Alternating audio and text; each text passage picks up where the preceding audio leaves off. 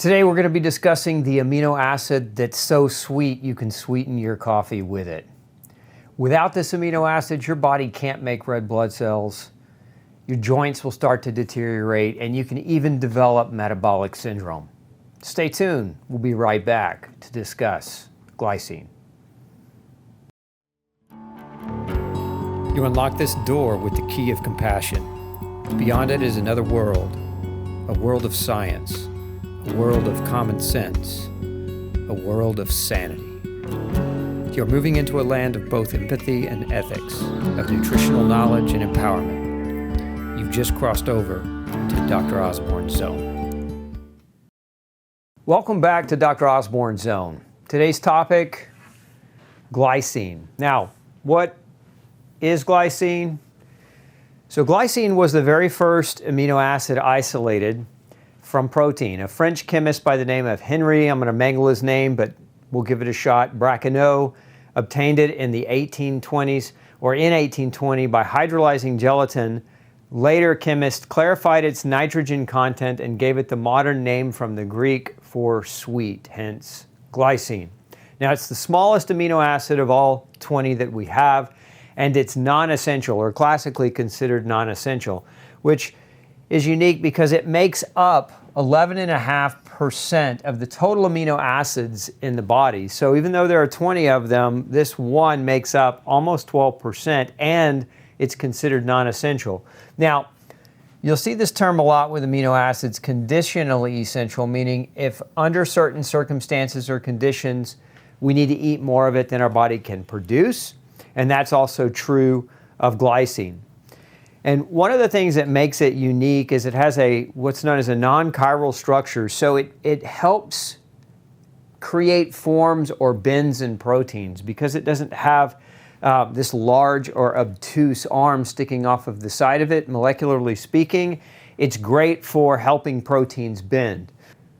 Now, it compromises 35% of all of the amino acids in collagen, and it's very critical for the formation of collagen. As a matter of fact, without it, that triple helix of collagen wouldn't be saturated, and it would break more readily and deteriorate more rapidly. It's why one of the best food sources for glycine is actually collagen-rich foods like chicken skin or bone broth. Now, if we look at some of its functions, glycine plays such a central role in biochemistry in humans. Here are some of the basic functions. One in protein and connective tissue, and then, as I mentioned before, this plays a role with the collagen, detoxification in the liver, but also it does some of its own detoxification, which we'll talk about. It plays a role in helping you metabolize folate, which is vitamin B9. It plays a role in the production of proteins called porphyrins, which we'll talk about shortly. It helps to conjugate bile acids along with taurine, so the two amino acids that are responsible for helping you properly produce bile acids, glycine being one of them. It helps to make creatine. If you have recalled, creatine is very popular these days. If you haven't watched my crash course on creatine, I highly encourage you to do so, but you can't make it in your body without glycine. And then it also plays a role in nerve signaling or neural signaling.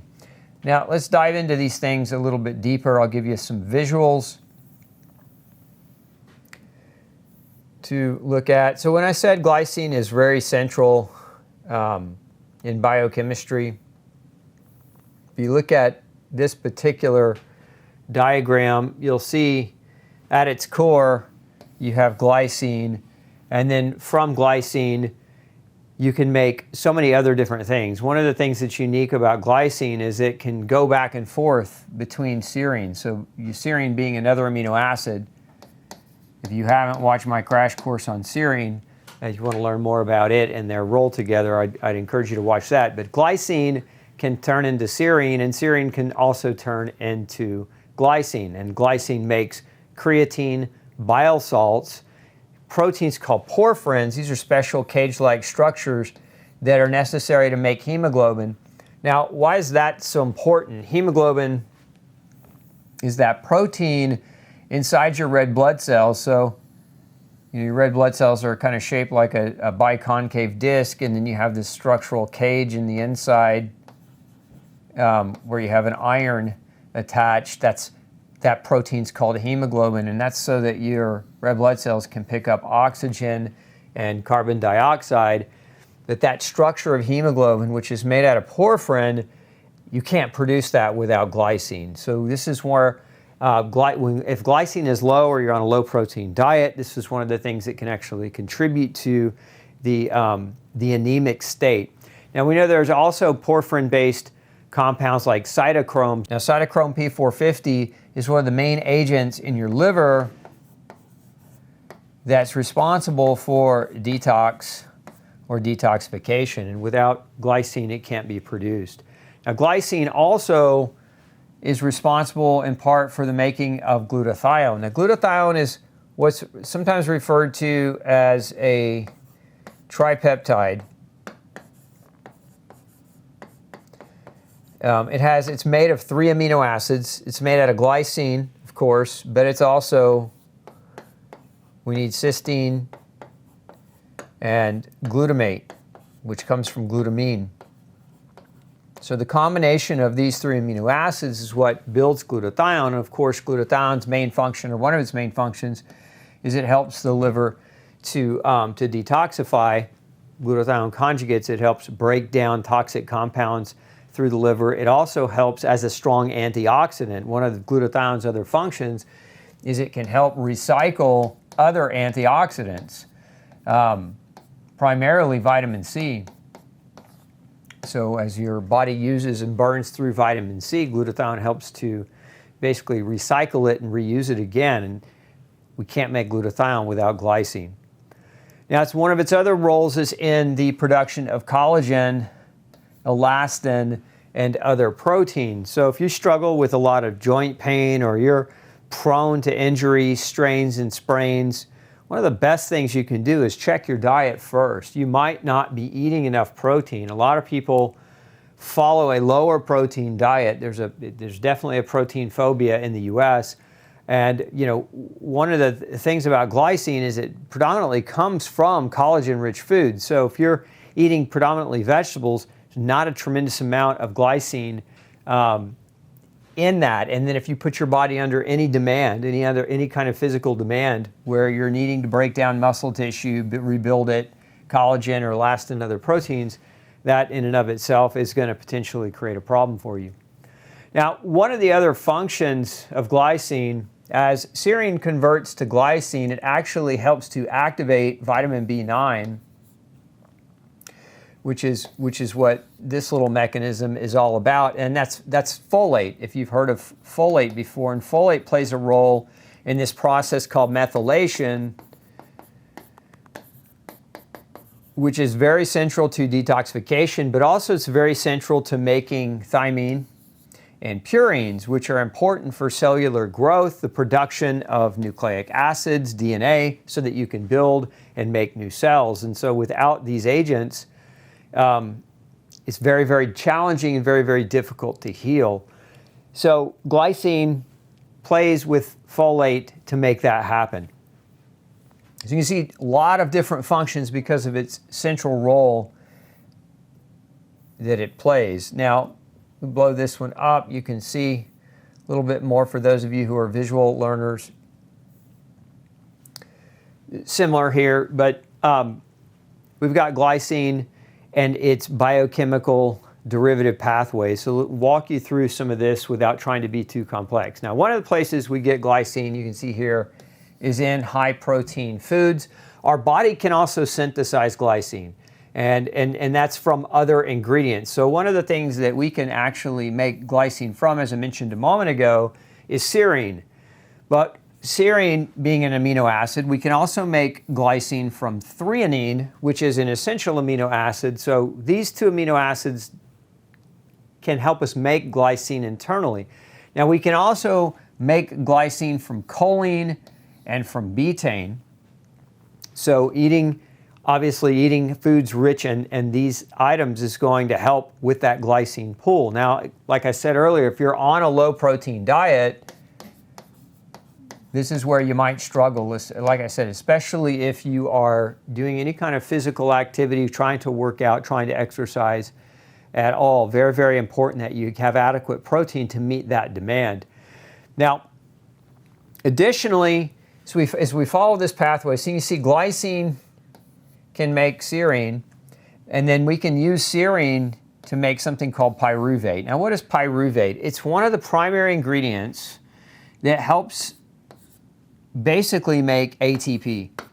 So your body will take pyruvate and it uses that particular compound. It's a central compound in the production of ATP, which is energy, right? And so cellular energy, it's how your cells produce energy to do the work that they need to do.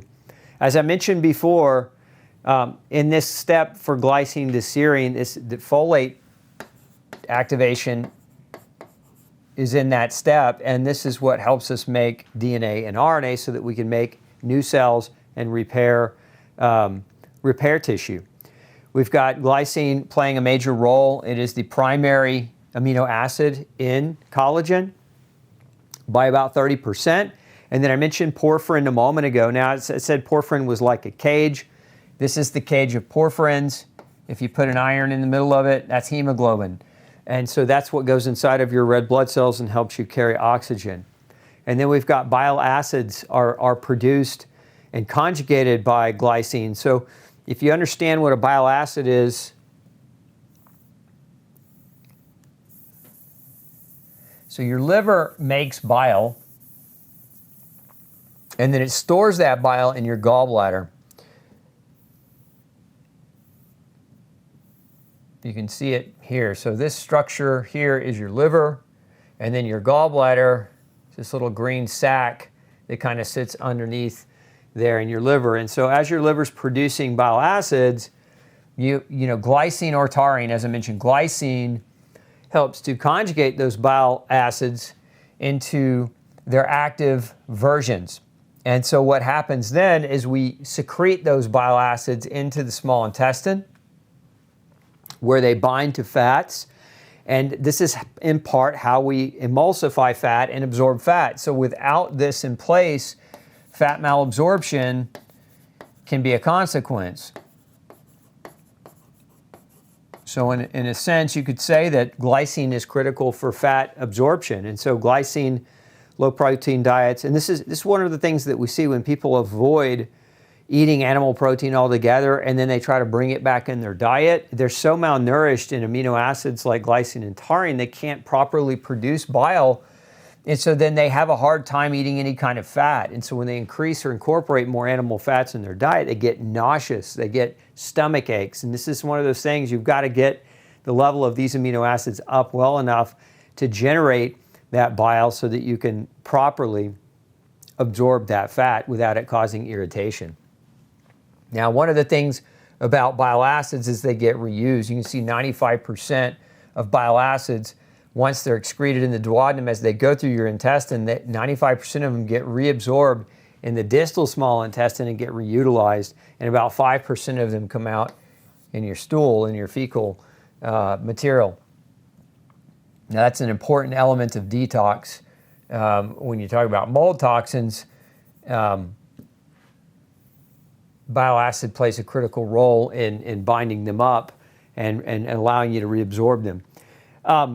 Okay, next let's talk about creatine. So one of the other fates of glycine is this chemical here called sarcosine, which is a precursor to creatine. So glycine combined with arginine, another amino acid, together build creatine. And if you've learned much about creatine, creatine is a secondary energy system predominantly for your muscle, although they're finding now with new research that creatine can be beneficial in cognitive decline. It can help, especially the elderly, have better memories and cognitive function. But creatine is used, it's in the muscle, so when your muscle runs out of oxygen, if you ever lift weights and you get into a state of something called anaerobic metabolism where you start to feel that burning in your muscle, creatine is there as an extra source of energy to allow you to continue to work with less burn. So creatine allows you to have a few extra seconds of stronger energy or better energy when you're trying to work out. And for many people, that makes a tremendous difference. It's been around as a supplement for many, many decades. And it's actually one of the most successful ergogenic supplements that a person can take to enhance strength, athletic performance. But you make it internally from glycine. Now, we also know that glycine, one of the fates of glycine, can also be glucose. We know that one of the fates can be something called glyoxylate. And so many of you thinking oxalate, where's that? That term sounds familiar. Oxalate, yes, oxalate, oxalic acid. Sometimes oxalates get a bad rap because there's a lot of hype around oxalates being unhealthy or being bad for people, but oxalate metabolism is in all humans. We all have the ability to make them. Glycine can turn into oxalate, vitamin C can turn into oxalate, and vice versa. Oxalate can turn into glyoxylate and become a source of glycine. So that goes both ways. So your body's pretty smart about it, and it will convert it as it needs it. Ultimately, bottom line is lots of different roles or mechanisms for glycine. The way we get it predominantly is through diet, but we can also synthesize it internally from our own serine, choline, or threonine. Of course, how do we get these things? We get these things through diet as well. So ultimately, it's best to eat foods that contain enough protein, adequate amounts of protein, that we can have healthy stores of this amino acid. Now, one of its other functions I mentioned a moment ago is as a neuromodulator. It regulates nervous system function. And this is a relatively new discovery. They discovered not very long ago this receptor in the body, and it was named a glycine receptor. It's a very unique receptor that glycine will attach to. And so what it does is it allows the influx of chloride molecules into the cell, that you get a hyperpolarization which blocks calcium influx. And so in certain types of immune cells, this is where this is important, because certain immune cells, that calcium influx will stimulate inflammatory chemicals like TNF-alpha. And this is associated with or linked to many types of chronic inflammatory diseases. And so what we believe is that glycine plays a role in helping to modulate the diseases of non-traumatic slow inflammation. So think arthritis, think autoimmune conditions with an inflammatory backdrop. So glycine is a neurotransmitter modulator that helps to reduce a premature stimulation or an overtly aggressive stimulation of nerve tissue to release inflammatory chemicals. So how much glycine do you need to take? So there's no official RDA, recommended daily allowance. It's traditionally been labeled as non-essential, so when something's non-essential, there is no RDA for it. But the typical intake, if you eat kind of a general diet, is about 2 to 3 grams a day from your food. But here's the thing, this may be insufficient when you've got injury or trauma. Why? Because you need more glycine to repair the damage from that injury or trauma. Also, this may be insufficient when you have stages of rapid growth or repair, as in children, infants. I don't remember where it was. Maybe it was a newspaper or online somewhere that I was reading about. I should probably spell infants correctly for you. I was reading about a mother who was feeding her children vegan. She was allowing them to have no meat. Of course, they're trying to grow. This is that time, that rapid growth and repair where people need the protein. So this is what we would call a condition of essentiality, meaning under these particular conditions, the glycine intake needs to be higher, and it's conditionally more important to eat it. Chronic illness or stress. I mean, we look at that, that's half of America, chronic illness or stress. You can see collagen and metabolic demand. Estimated needs are about 13 grams a day total if we're trying to repair, build new collagen, and handle metabolic demand for chronic stress. So 13 grams a day total is the estimated need, 12 grams a day just from collagen turnover alone. So the amount of turnover and repair that happens within collagen as a protein. And remember, this is not just joints. A lot of people think collagen is joints. Collagen is where? It's in your skin. It's what builds your bone. Collagen is in your blood vessel lining. So the walls of your blood vessels have to stretch and dilate. They need collagen. Collagen is the predominant protein in the body, and it builds the structure of the body. So 13 or 12 grams a day just in collagen turnover alone, and then 1 gram a day for other needs, which we'll talk about. And then so this implies that a 10 gram a day shortfall, if we're only here in our diet, if we have a special situation, i.e. chronic inflammation, children growing, injury, or trauma. So I would argue this is one of the reasons why people that go toward higher animal protein diets when they've had chronic autoimmune inflammation start feeling so much better, is that they're actually getting much higher quantities of this and other amino acids, which are the building blocks for their capacity to heal and repair. My favorite way to have patients take this is in powder form. You can see glycine looks very much like sugar. It's just crystallized white powder. One little scoop like this is 3 grams, so it's very easy to take, and we just have them blended into tea or water. It has a very pleasant, smooth taste with no after effect or aftertaste, and it goes right down. But you can get a high dose, therapeutic dose, relatively easy just by doing that. Okay. So let's talk about what can cause glycine deficiency. Now there's some key factors here. One is the compound benzoic acid, which we'll talk about. Aspirin can cause glycine deficiency. So if you're popping aspirin, you want to consider this. Trimethoprim, which is an antibiotic, sometimes goes by the name Bactrim. So if you've ever taken this particular antibiotic, it depletes glycine.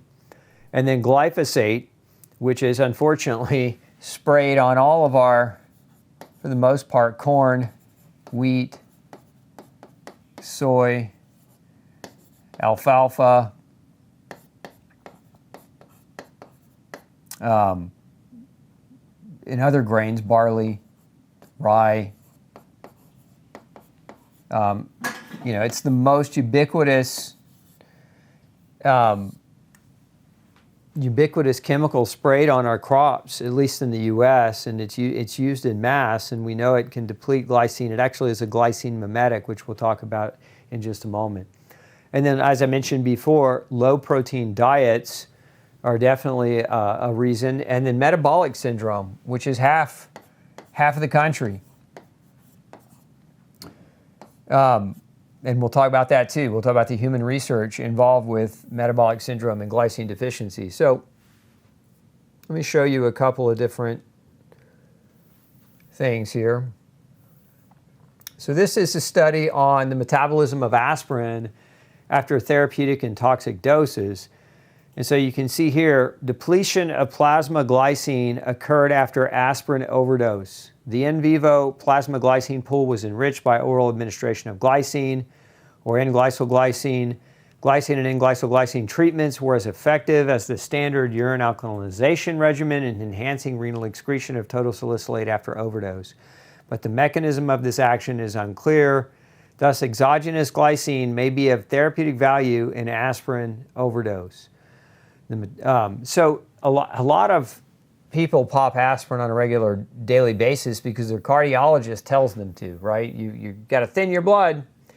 And then what's one of the common consequences or common side effects of people that are being treated by cardiologists is most of them have a metabolic syndrome or metabolic disease. They have diabetes, high blood pressure, they have high cholesterol, they have chronic inflammation as measured by things like C-reactive protein. Typically they're overweight, they have insulin resistance, and their blood is too thick. As a result, their doctor says, we want to thin your blood, take aspirin. And then aspirin has to be metabolized out of the body, and one of the ways it's metabolized out of the body is glycine. So it's one of the primary ways. So if we look at this next one, you can see kind of that mechanism at play here. One of the ways that we get rid of aspirin is right here. It's through this special glycine-related enzyme. So glycine breaks down the byproduct of aspirin, salicyl-CoA, and it converts it into something called CoAsh, and then it produces a couple of different byproducts, but predominantly salicylic acid, which is how we get rid of aspirin and excrete it out of the body. So the more aspirin you take, the more stress and pressure you put on this system, the more glycine you use up. And when you use up your glycine pools to sequester them to metabolize aspirin, one of the things that we know glycine is responsible for is brain neurochemistry. So you can see this is why I have this highlighted. It affects brain neurochemistry, synthesis of collagen, nucleic acids, and porphyrins. Well, if we're talking about an elderly person taking aspirin for their cardiologist's sake, and we're inhibiting now the synthesis of their collagen, well, what is linked to that? Well, if we have no collagen, or if we have minimal collagen or reduction of collagen synthesis, one of the things we're going to have is joint pain. And when we have that, it's going to reduce our exercise capacity. And if we have metabolic syndrome and heart disease, it's going to enhance it. It's going to exacerbate it. So that's one of the fundamental potential problems. But also what they're learning about a lot of this stuff is that when you inhibit collagen, you also create the potential to damage blood vessels. It'll damage blood vessels, which increases the risk of plaques, and now we increase our risk for atherosclerosis, which is, the accumulation of plaques in your blood vessels. So the very thing the cardiologist is trying to treat with the high, or not high dose, but with the low dose aspirin, but consistently done over time, can deplete your glycine, which is protective against your joints, protective against your blood vessels. One of the other things that glycine is responsible for, that is affected, that our modern diets affect, is responsible for breaking down a chemical called benzoate, which is a common preservative found in foods and cosmetics and other medicines. If you've heard the term benzoate or benzoic acid, this is basically, it's a type of xenobiotic that can create damage in high quantities. And the way we get rid of it, the way we process it out of the body, back to this center diagram here, is through attaching a CoA to it. So we get benzoyl-CoA, and then through the same mechanism, glycine converts it into hippuric acid to secrete it out of the body.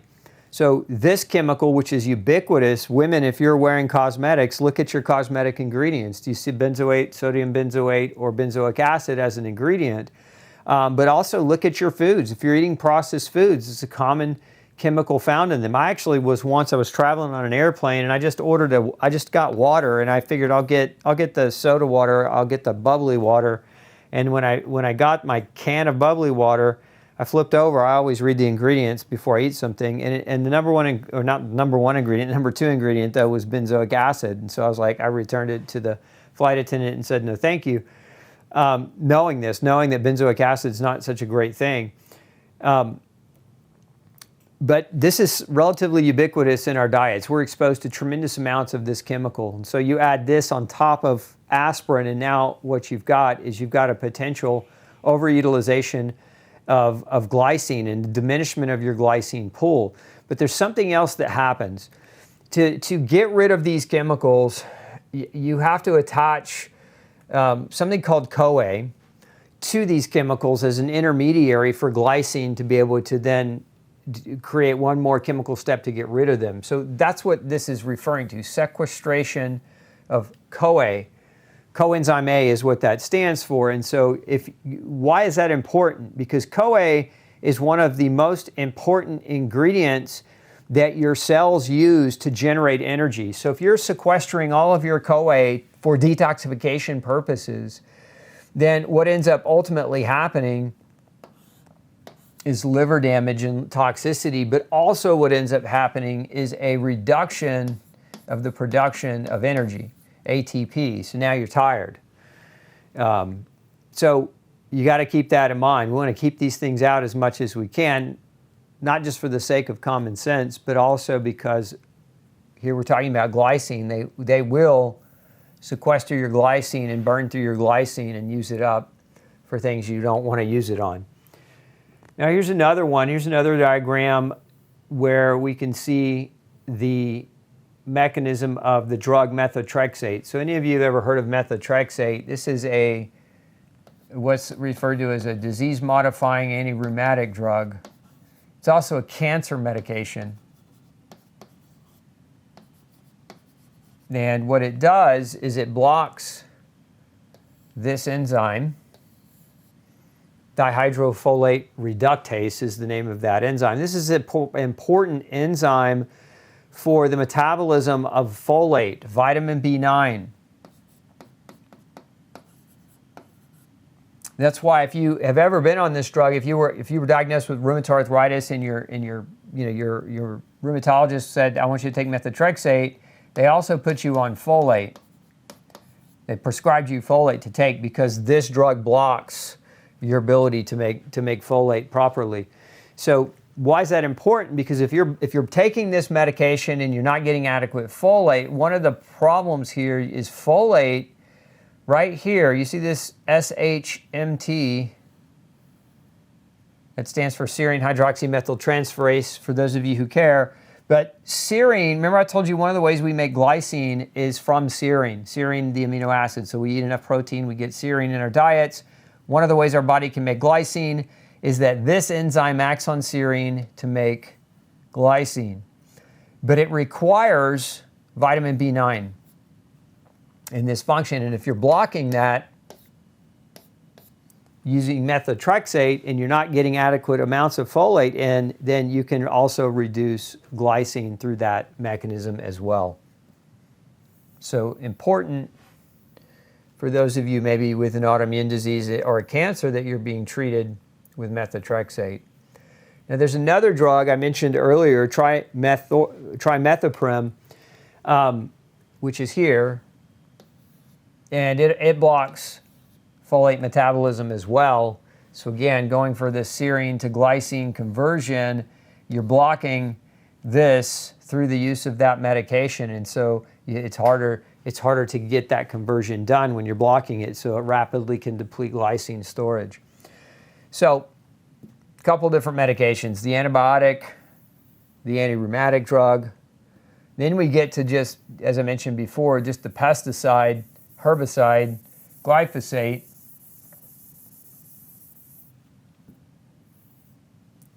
You can see here, Stephanie Seneff and her partner, she had a couple of different papers that she's written on this topic.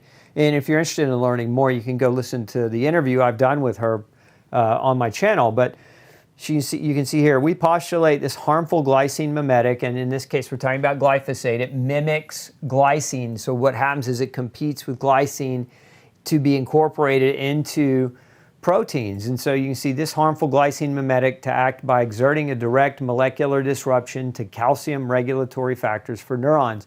As I showed you a moment ago, glycine plays a role in regulating calcium influx into neurons.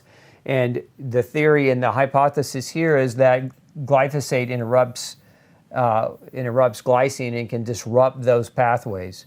And then you have this other paper that she co-authored with Anthony Samsel. Glyphosate, a synthetic amino acid, an analog of glycine, is the most widely used biocide on the planet. Its presence in food for human consumption and animal feed is ubiquitous.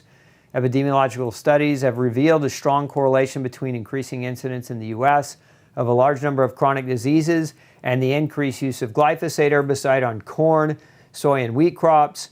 Glyphosate, acting as a glycine analog, may be mistakenly incorporated into proteins or peptides during protein synthesis.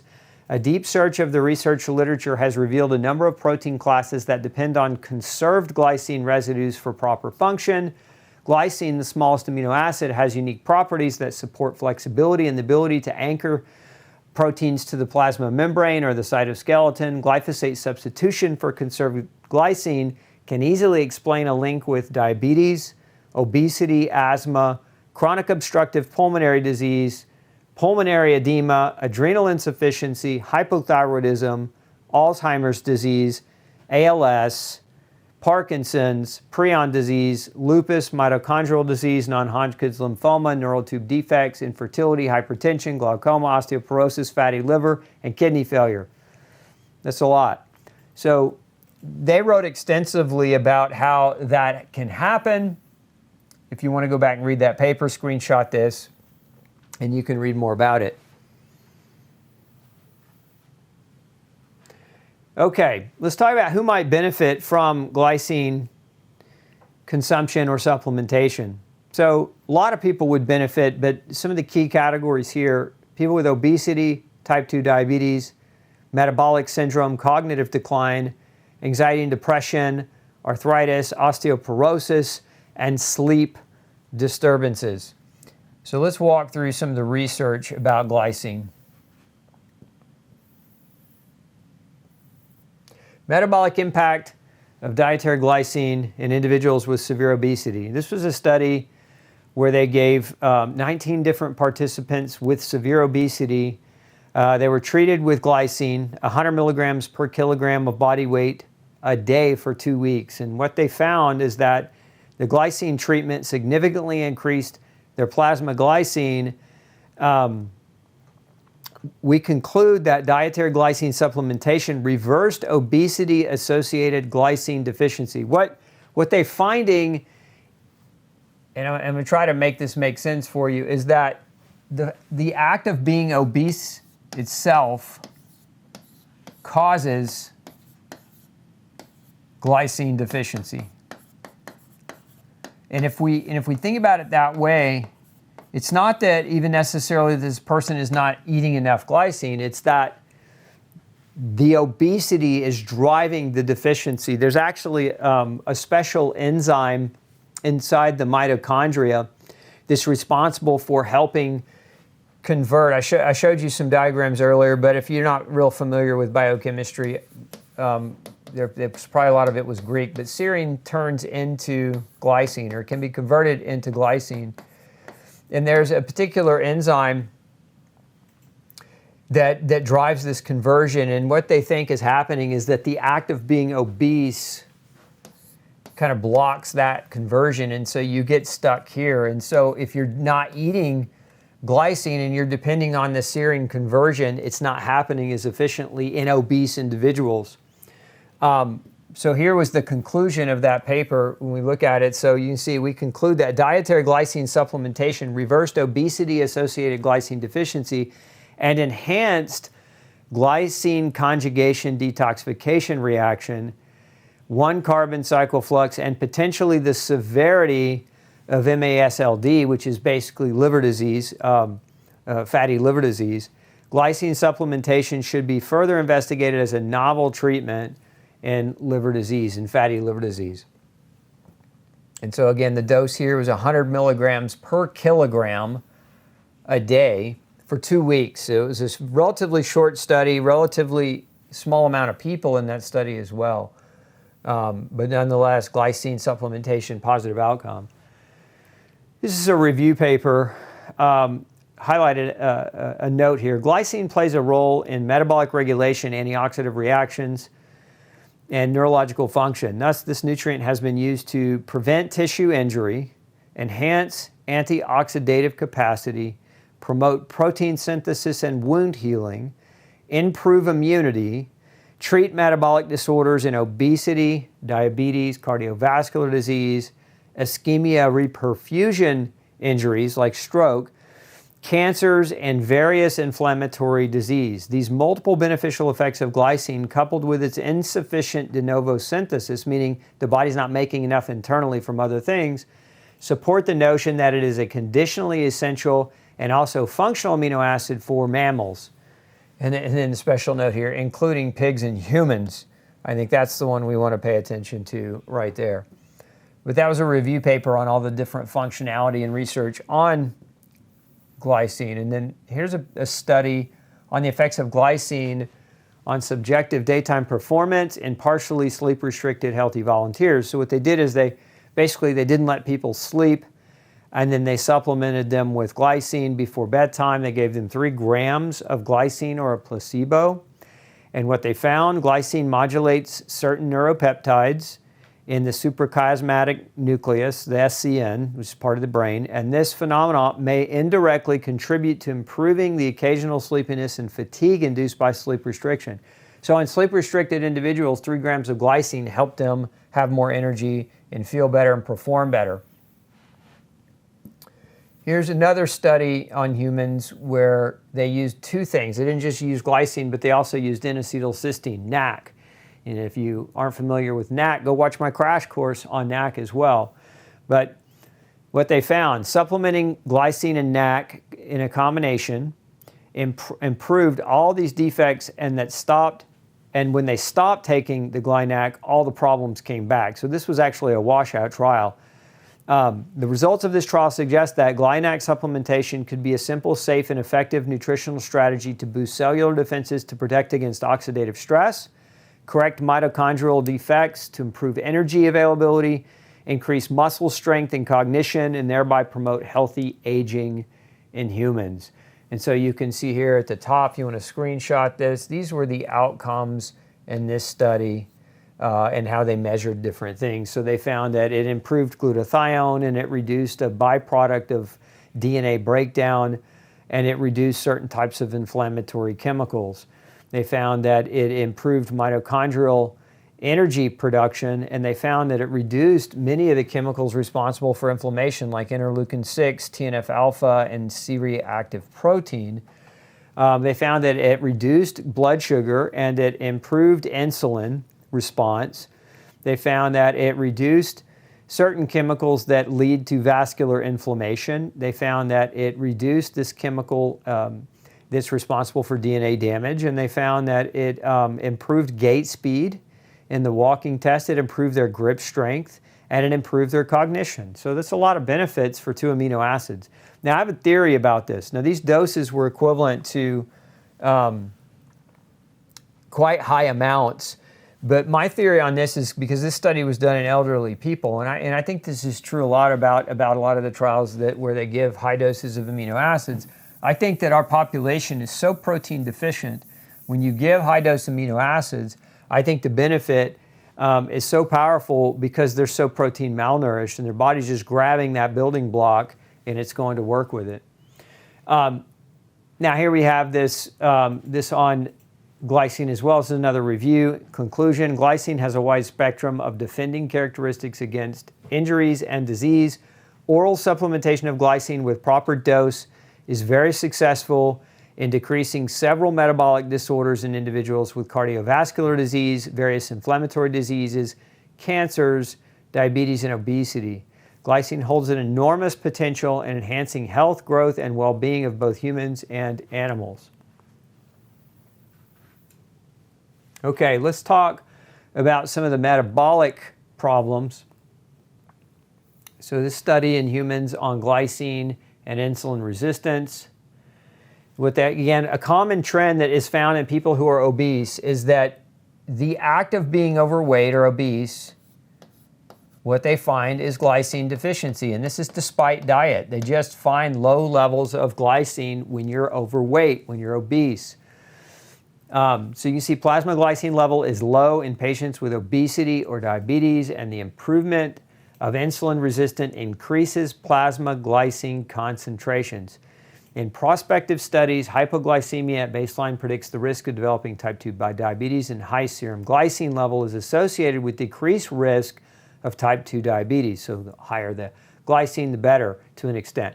Consistently, glycine concentration is lower in the lean offspring of patients or parents, rather, with type 2 diabetes compared to healthy subjects among patients with type 2 diabetes.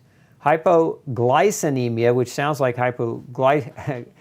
this is low levels of glycine, occurs before clinical manifestations of the disease, but the pathophysiological mechanism underlying glycine deficit and its potential clinical repercussions are unclear. The role of glycine maintaining collagen structure is critical, as glycine residues are required to stabilize the triple helix of the collagen molecule. This quality of glycine likely contributes to explain the occurrence, was what I was talking about earlier, of medial arterial calcification, so plaque buildup in the arteries, and the elevated cardiovascular risk associated with diabetes and chronic kidney disease. So glycine tends to be low in these individuals. You look at this as a human study that came out of China, patients with, so there's association of serum glycine levels with metabolic syndrome in elderly Chinese population. So patients with metabolic syndrome have lower glycine levels than do normal subjects. What's more, the association between glycine levels and metabolic syndrome is more pronounced in very old people than in younger old people. Our study emphasizes that it is significantly essential for the elderly population to maintain a higher glycine level in the serum. So therapeutic application, I think if elderly would eat more protein, they would get more glycine as well. I think that's part of it. You can see here effects of glycine on metabolic syndrome. This was a review published in 22. Available evidence shows that the amount of glycine synthesized in the body is insufficient to meet metabolic demands in people with metabolic syndrome. Plasma glycine levels are lower in subjects with metabolic syndrome than in healthy individuals. Interventions such as lifestyle modification, exercise, weight loss, or drugs that improve manifestations of metabolic syndrome remarkably increase circulating glycine concentration. I'm going to stop there for a minute because I think it's important to elaborate. What they're saying here is that if you have metabolic syndrome and you change your diet and you add exercise, by default, and change your diet as in eat to lose weight, not necessarily eat a bunch of glycine, but eat to lose weight, you can improve your glycine levels by default. In other words, there's an inflammatory mechanism whereby glycine production internally is inhibited when you have metabolic syndrome. And I want to point this next diagram out in that regard, because what they're showing here is they're showing liver disease. And so what you can see in this blue section here, this is a healthy liver. This in the red is a sick liver.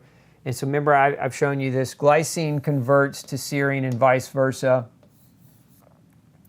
And this is through a specialized type of enzyme called SHM2. And you can see here, this group of researchers reveal enhanced serine synthesis via reversed serine hydroxymethyltransferase 2 activity in hepatic steatosis. What does that mean? That means in people with fatty liver, those people have enhanced, they use up or burn up their glycine to make serine at more rapid speeds. So they're getting rid of glycine in favor of serine when they have fatty liver disease. And this is what I'm talking about. When you have metabolic syndrome, you most likely have fatty liver disease. The mechanism largely is probably that you're getting rid of your glycine to make serine. Your body is preferentially favoring that mechanism. So uncovering a mechanism for the commonly observed glycine decrease in metabolic dysfunction associated fatty liver disease. This restricts glutathione synthesis and causes acetaminophen hypersensitivity. So think about it like this. They're getting into the weeds biochemically, but I'll draw you some pictures here. When you're burning through your glycine to make serine, because you have fatty liver and your body, this is just like, it's like a genetic shift. Your body activates this enzyme, it amplifies it when your liver's fatty.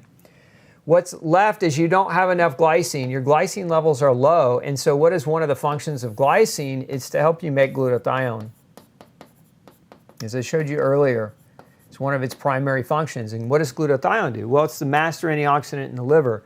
So if your glycine stores are being depleted, your glutathione stores subsequently can follow. Now, you take that same patient and give them acetaminophen.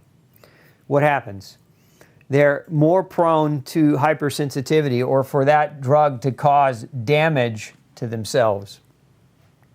And so, here we've had this here recently, all this news about acetaminophen and autism. And I showed you earlier about glyphosate mimicking glycine and disrupting glycine, and children with glyphosate exposure have higher rates of autistic disease. And then there's been research about hypersensitivity to acetaminophen increasing the risk for autism. Is it that it's this mechanism, right? Or is it in part this mechanism? In one nature, we're eating so poorly that we activate basically the digression of our glycine, so we reduce our glycine levels. On the other hand, we're consuming foods that are super high in glyphosate, and glyphosate is displacing glycine, and so the proteins that are required to be made by glycine are being inhibited to a certain extent. It's so interconnected, and this is why glycine is such a central, important amino acid. I hope this isn't going over too many of you in terms of complexity. Now, you see here in their conclusion, glycine supplementation improves various components of metabolic syndrome, including diabetes, obesity, hyperlipidemia, and hypertension. In the future, the use of glycine may have a significant clinical impact on the treatment of patients with metabolic syndrome. Why in the future? Because there's not money being siphoned to funnel into research to study glycine more effectively, but the research that's there shows that glycine plays a critical role here and can be used, even though the studies are small scale, but the ones that are there are very positive. Here's another one on glycine-based treatment, ameliorating fatty liver disease. You can see here non-alcoholic fatty liver disease, including NASH, has reached epidemic proportions with no pharmacological therapy. Lowering circulating glycine or lower circulating glycine is consistently reported in patients with fatty liver, as I just showed you why. Glycine-based treatment attenuates experimental fatty liver by stimulating hepatic FAO and glutathione synthesis, thus warranting clinical evaluation. So the benefit of, and FAO, by the way, is fatty acid oxidation, so it reduces that. Enhances the liver's ability to deal with things, basically. Now, let's look at some of the other benefits of glycine. There's a couple of studies we'll talk about where glycine metabolism in skeletal muscle. You can see here, supplemental glycine protects muscle mass and function under pathological conditions. There have been studies where they show that glycine supplementation, if a person's trying to fast or cut calories, by supplementing glycine during the fast, especially if you're doing a prolonged fast, it leads to preservation of muscle mass. So interestingly enough, those of you that are attempting that, you might look at glycine as a potential ally if you're trying to maintain your muscle. Recent studies demonstrate that supplemental glycine effectively protects muscles in a variety of wasting models, including cancer cachexia, that's the wasting of cancer, sepsis, which is infection, and reduced caloric intake. The underlying mechanism responsible for the effects of glycine remain unclear, but likely involve receptor-mediated responses and modulation of intracellular metabolism. Again, it's always the line, right? Future research is necessary or needed. They just don't do enough of it. Not enough funding.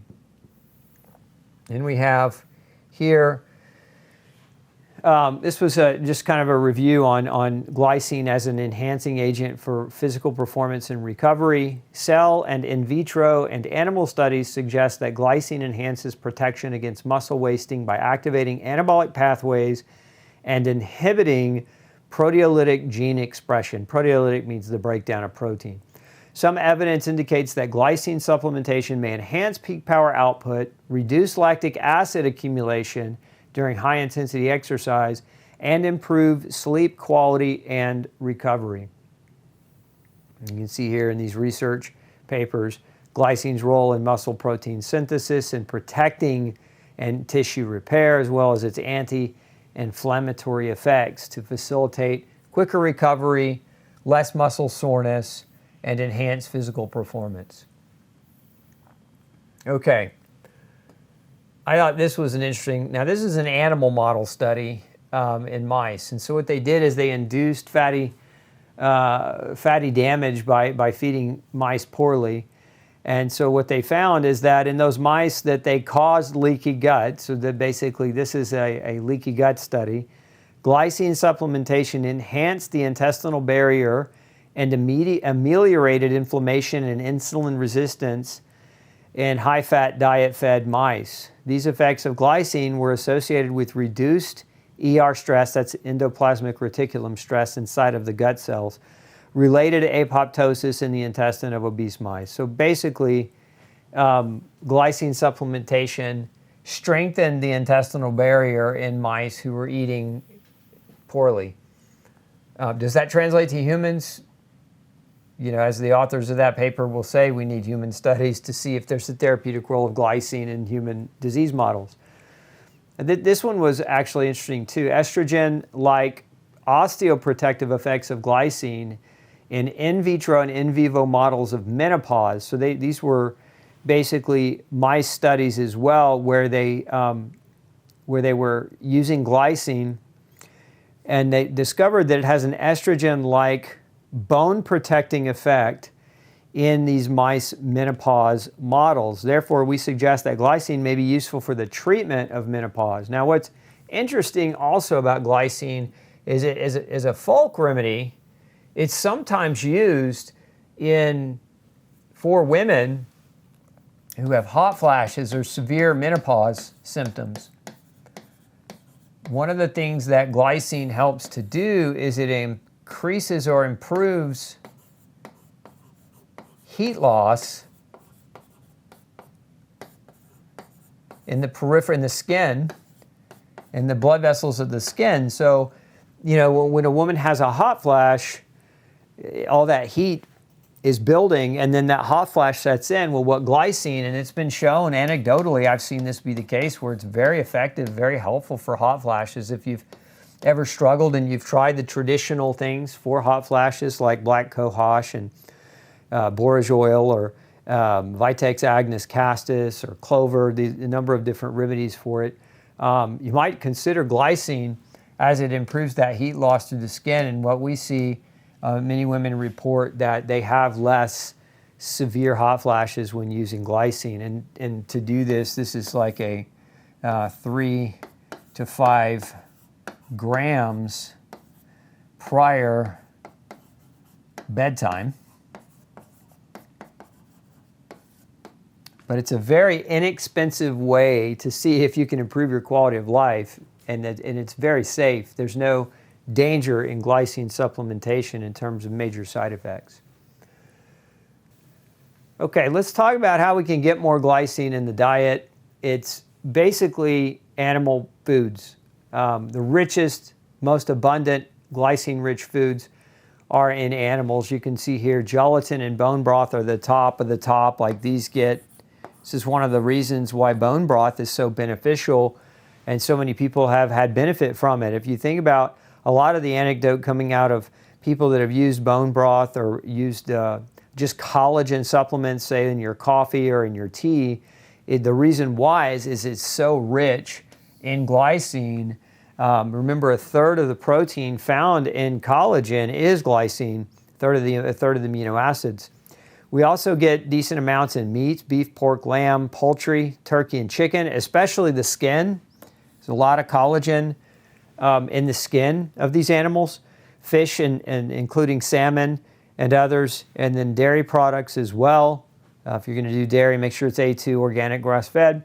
And plant-based foods, there's some, but just moderate amounts. They're not super high, but legumes, including lentils and peanuts, pumpkin seeds, and almonds contain some moderate amounts. And then from a vegetable perspective, you can get some from spinach, cabbage, and asparagus as well. If you're trying to hit those higher doses, it's just harder to get it from those plant sources, easier to get it from those animal sources. Now, if we're talking about dosing here, from food sources, generally, most people tolerate food sources just fine, no side effects. If you're doing supplementation, you can see here, generally safe and well tolerated in doses up to 6 grams a day. So And even in some studies, even higher. Like a few of the studies I showed you, they were averaging like 10, in some cases 12 grams a day with very little to no side effects. So there have been longer studies that show that there's not a tremendous side effect even from higher doses. And I would say 10 to 12 grams is a really high dose. I would generally, when I use it in my patient base, we're somewhere in that 3 to 6 gram range typically. But nonetheless, everybody can have a unique response. Possible side effects include GI upset, nausea, and drowsiness. And I have seen this sometimes with collagen powders, is this right here, this GI upset or nausea in people. Every once in a while, just don't tolerate those very, very well. So know that, and if it happens to you, then it's probably not the right move for you. And for those of you that have a history of recurring kidney stones, it's not that glycine is notorious for causing them. It's just that there is a mechanism whereby glycine can be converted into oxalate. So if you've got recurring stones that you've struggled with, you might want to just word of caution. You might want to work with your doctor. Hopefully he's educated in nutrition and can help you navigate that if you're wanting to explore glycine as a supplement. But again, we use generally 3 to 6 grams of glycine per day as a therapeutic range option, where it's probably the most well studied in humans is that 3 gram dose for sleep improvement. But where we get up into more is if we're dealing with somebody that's got some severe like musculoskeletal problems where they're not healing and they're not repairing. And so we'll get up a little bit higher. And a lot of times too, it won't just be pure glycine supplementation, but it'll be protein as a whole. And increasing protein will by default increase glycine as well. Nonetheless, if you're considering supplementing with it at this dose range, it's a lot of pills. If you're buying 500 milligram capsules, you're talking about 6 to 12 pills a day. I prefer powder forms because we go higher in dose with this, and little powder. The powdered versions of glycine, I don't know if you've ever tasted glycine, but it's very sweet. It actually tastes a little bit like sugar. And so some people actually use it to sweeten tea or to sweeten a drink or a beverage, or just put it in a little bit of water and drink it. It's very pleasant tasting with no aftertaste at all. Now, if we're talking about how to detect whether or not you might need more glycine, there's different lab tests for this, but fasting plasma amino acid profiles, you can measure glycine.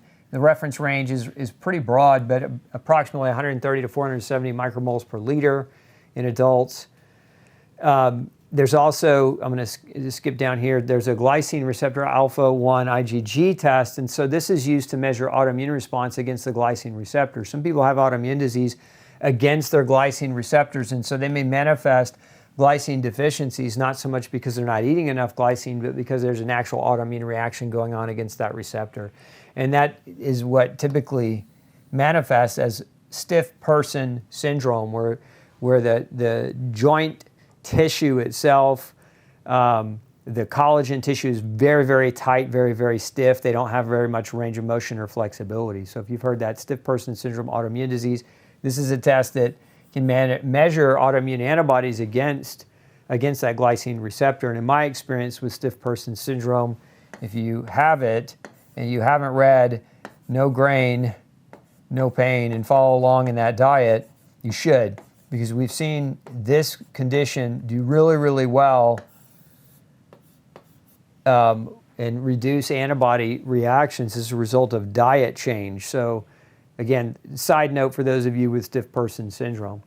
My favorite way to measure glycine is intracellular nutrition analysis. It's where you take white blood cells from a patient and you stimulate the white blood cell with glycine to see if the functionality of the cell improves. And by doing this, you have an understanding as whether or not that giving that person more glycine would have an impact on their cellular functionality or cellular function as a whole. But it's an outcomes test, and so it's not reliant. These reference range tests, you have to remember, when we talk about a lab reference range, how do they develop reference ranges? Well, they take, generally labs will take anywhere from 10 to 50,000 humans, and they'll measure their blood and they'll average, the level, and they'll basically, okay, what's the average, or what we call the mean? And the mean is in the center, and then from the center, they do a bell curve analysis or development of bell curve, which if you've ever studied statistics, a bell curve is based on mathematical formulation. But basically, the middle, the center, is based on a bunch of people who aren't you, and then they draw 4 standard deviations, so 2 on the base, 2 on the top, and 2 on the bottom. So if you fall within 2 what are called standard deviations of the middle or the mean, then that's the reference range. That what's in the center is the reference range. But if you fall out here or if you fall out here, that's what they're calling abnormal. And the problem with that is when they're developing these ranges, they're using men and women alike. They're using women that weigh 100 pounds and men that weigh 200 pounds and 250 pounds, and people with a diverse array of biochemical differences. And so you get a reference range that is basically it's an average of a bunch of people who aren't you, and so it can be misleading and it's not always very helpful. Whereas when you have a functional outcome, you're measuring to see whether or not your cells improve by giving them more glycine. And to me, that's a far more helpful and accurate way to determine whether or not you should increase this in your diet or increase this in any kind of supplementation. So I hope that's helpful for you. Thank you so much for tuning in to Dr. Osborne Zone. Do me a favor, if you found this class helpful, share it with somebody you know who you love and care about. We're trying to save 100 million lives through the empowerment of knowledge around education of nutrition, diet, and lifestyle. And so you sharing is caring, and let's get the word out. Number 2, come visit me at Gluten Free Society. Sign up there for our free newsletter where I'll send you tremendous amounts of free information about how to navigate diet and lifestyle to overcome chronic inflammation and autoimmunity. Thanks so much for tuning in. We'll see you Thursday for a live Q&A all about glycine. Thanks for tuning in to the Dr. Osborne Zone. Don't forget to share, like, and subscribe for more content like this, and make sure you come back next Tuesday at 6 p.m. Central Standard Time and Thursday at noon 30 for more episodes.